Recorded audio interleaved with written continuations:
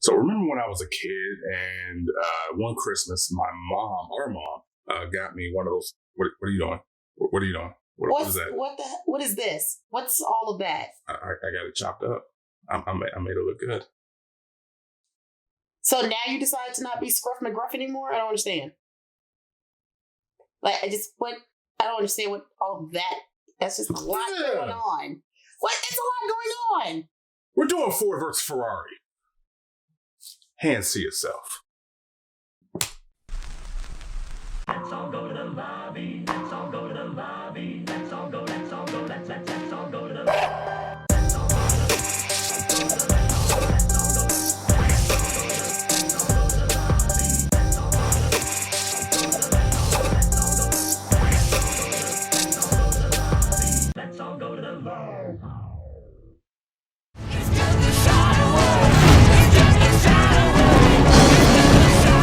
Do you think you can beat Ferrari? I can try. We're lighter, we're faster. That don't work, we're nastier.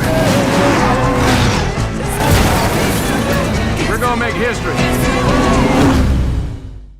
Ford versus Ferrari. Now, I saw a little snippet of this on Amazon Prime's show, The Grand Tour, which has like the former cast of Top Gear on it. They talked briefly about Ford beating Ferrari at Le Mans, not once, not twice, not 3 times, but 4 years in a row. I remember that episode. Le Mans. Yeah. But the way that they presented it was like this plucky, small little car company, and the big boys just didn't want to give them their due and didn't want to allow them to race. And it was very Rudolphish. It was Rudolph the Red-Nosed Ford. It was. But the way this movie sets it up, it ain't nothing like that. Ford ain't the small, plucky little car company that nobody thought could do things. They are the big boys in this, at least when it comes to, being a car company. Yeah, because Continue. No, I didn't mean to interrupt, but I was going to say, because originally when I was looking at the trailers, and then of course I know the episode you're talking about on Top Gear, the Grand Prix show. Yeah. Of course I got that all jumbled up. Anyways, I thought they were going to present it. I can't tongue-tied.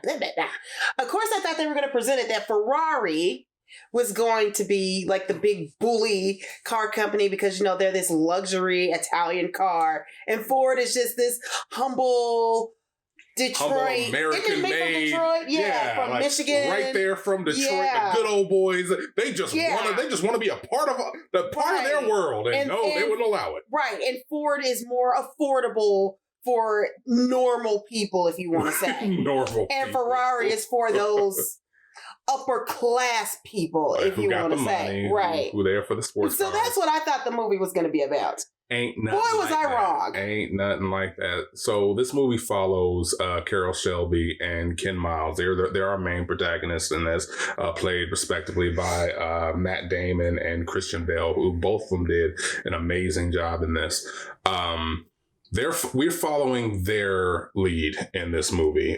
Ken Miles, who is, this hot-headed racer and mechanic who just has a nose for how cars are supposed to go, how fast they're supposed to be, and how he can make them faster. And Carroll Shelby is a former racer at Le Mans, one of the only Americans who have ever won it at the time. But people believe that he lost his nerve, but in reality, he's just a little sick, and he's like, I can't handle the rigors of racing I used to. Yeah. But they're our main protagonists in this, and Ford is presented in this movie. The very first time you see Ford, the company, and Henry Ford II, the character, he's shutting down a factory and he's berating people like give me ideas or walk. And that first taste, you're just like, wow, you're kind of a dick. You're kind of a dick? Yeah, you are a dick. What do you mean you're kind of a dick? You're kind of a dick. I did not like that man. Yeah, no. He But then he again, exudes that sort of like, 1960s angry executive who was just like, I need a new idea, so I'm going to shut everything down so everybody comes with an idea. Because I didn't get that, especially when he was shouting at the people who were just like, okay, first of all, you only hired me to do A, B, C, and D. So why the hell would I come to you with an idea tomorrow? Yeah. Like, when he shuts down the factory, he has the suits standing around the viewing area, but he also has the regular workers as a captive audience. Yeah. And he's like, give me an idea. Like my father, he left the Edison company or whatever. Yeah. And he walked home. Yeah. My grandfather walked home and he ruminated on ideas. And that's when he came up with the Ford motor car. And it's like, right now, you are all working for me. You need to ruminate on an idea, walk home, and then walk back and tell me exactly what you are. And if you don't come to me with an idea, don't bother coming home. And I'm just like, okay, so I get that for the executive, right? Because that's their job, right? But like, you literally just brought me in here to work brought my black ass in here just to work the assembly line. And first of all, you don't even like black people, right? And that was my thing. I was like, first of all, you don't even like black folks, but you got my big black ass on the assembly line. Why the hell would I come to you tomorrow after I walk home? Am I supposed to? Am I supposed like? Is this assignment for me or is this for the AP class? Because I don't know. I don't know what that is. But like that scene really set the scene about how much of an asshole Henry Ford was. Because that would have been funny if you went there in the morning and be like, yeah. It's like, yes, boss, here's my idea. I have an idea. What the hell are you doing here? I don't want your ass. Exactly.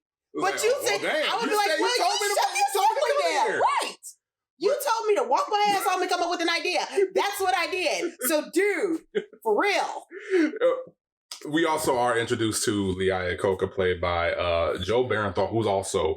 I like this character. This guy, even though he was an exec for the company, he big marketing guy. Yeah, he was a dick, but God. No, he was fun. Like, Lee Iacocca was actually kind of fun because he was trying his best to keep the two worlds, the racer mechanic and the executive world working in concert with each other throughout this whole movie. And he was a fun little character. But yeah, as I said, Ken Miles and Carol Shelby, they're the ones that really drive this film. The first half of it is a lot of character work and a lot of background information. Yeah. And if you really, really like that kind of stuff, like I really, really like that, then you don't mind how it adds to the length. But if you really wanted to come into this and be immediately entertained, it takes a little while to get to that point. I have to agree it does, yeah. Because, I get what you're saying with the character development and then trying to get to the storyline. Yeah. Me, I wanted to get straight to the car, the racing. I wanted to know about the car mechanics. I wanted to know what Ford had to offer, what Ferrari had to offer. Because that's another thing I wanted to point out with this movie. It was supposed to be Ford versus Ferrari. And I feel like we didn't necessarily get Ford versus Ferrari. It was Ford versus the paper pushers. Right, that's what this movie was. It was Ford versus the paper pushers. Because you really only get to involve yourself with Ferrari twice. Once is when Ford initially tried to buy them out. Yeah. And how that played out. And then during Le Mans, that was really it. So it's never really Ford versus Ferrari. And the title is kind of a misnomer. I know why they have it because it is, Ford versus Ferrari in a general sense. Right. But really the story that you're getting is just Ford versus Ford. That's all it is. It's Ford versus Ford. Ford making fast cars. Ford seeing if Ford can beat Ferrari. Because I wanted to know more about Ferrari as well as Ford. We got a lot of back history with Ford. I wanted and I think they could have done that in the beginning.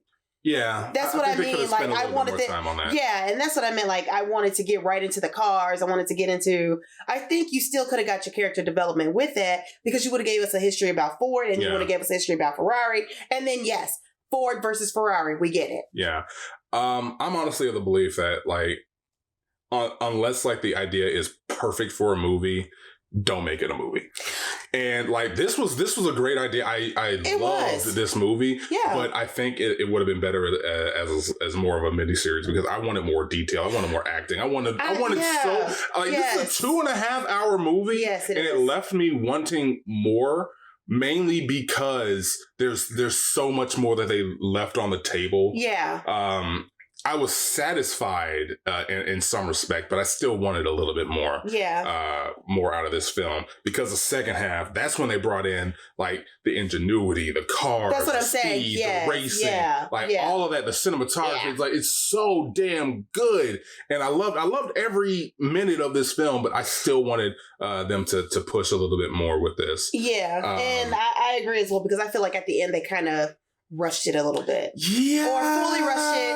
And this is actually one of the first movies I'm like, no, don't rush this ending. Yeah, like Don't rush it. We again 2.5 hours Yeah. long, and by the time we get to the meat of it and a lot of this stuff, we're just like, okay, I sat here. I managed to endure this lengthy movie. I managed to make it through the very beginning of this movie, Yes. which is a bit of a chore if you're not just like super into just like this sort of Mad Men-esque Yeah. style of, you know, back and forth and, Right. and corporate America in the 60s and all that. If you're not like really, really into that, you're sitting through a chore of like the very Yeah. first half where you're just like, okay, so when can we get to the cars? Right. Yeah. And like by the time you get there, by the time you get to the mechanics of it, by the time you get to like the racing and you know the competition, and you're like really getting into the fuel and the nuts and the bolts of you know the Ford GT, you're just like, okay, give me more. And then it kind of ends abruptly. Yeah. And it then it kind of does. lingers.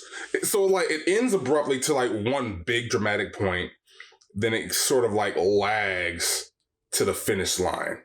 Yeah. And you're just like, no, if you would have paced this differently, that you could have made the most of 2 hours and 30 minutes to where this Yeah, would have been a I near agree. perfect film. Yeah. This is still a good film. It This was. is still a good film. It was, and it was enjoyable. And I mean, you got your action, you got your drama, you got There's a lot your of drama. comedy. Like basically every actor in this movie played their role, and they played it well. Matt Damon and Christian Bale Bale, played yeah. off each other so Very well. perfectly. I The absolutely chemistry was enjoyed there. You could tell about the true relationship between Shelby and Ken. So it took you there. So Yeah, yeah, it you really did. got essentially with the movie, you got what they were trying to put out there. Yeah.